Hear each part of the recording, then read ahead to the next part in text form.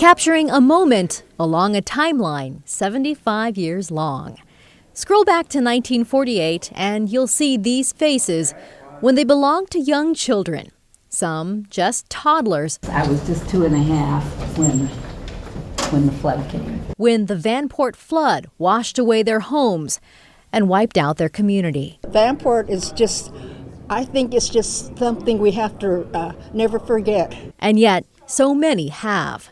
Janice Okamoto was 6 when her family fled that Memorial Day. A railroad dike had just failed, releasing torrents of Columbia River water.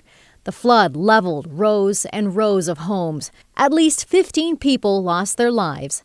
18,000 others lost everything else. I didn't know we were poor, but we couldn't afford housing anyplace else but government housing. Vanport was the nation's largest housing project designed as temporary wartime housing.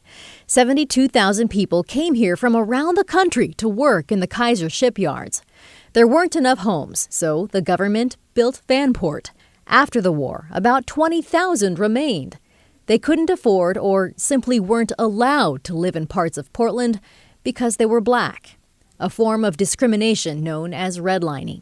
Vanport is the classic example of people working together for a common cause. O.B. Hill was also 6 when the flood destroyed his home. We were outside playing and a policeman came by and advised us that the dike had broken.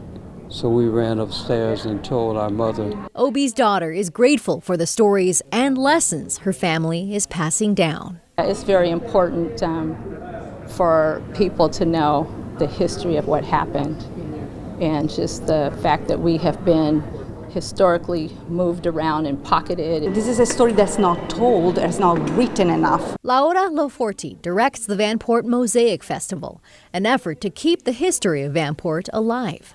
And we call this memory activism, which is really the act of remembering as an act of resistance. So we feel that often stories, uncomfortable and complex stories like the Vanport stories, are intentionally forgotten. On this day at Portland State University, a new installation commemorating the flood, its survivors and their stories. It's in the Vanport building, a nod to the university's first name, the Vanport Extension Center. It was built for 220 students who lived in Vanport. If you didn't know that, these survivors and their kids hope you'll learn even more. Because we haven't forgotten. The Vanport Mosaic Festival runs through May 29th. Today's event was the first of several planned through Memorial Day. We'll post a link on kgw.com where you can find a full schedule and learn more about this part of Portland history. Brittany.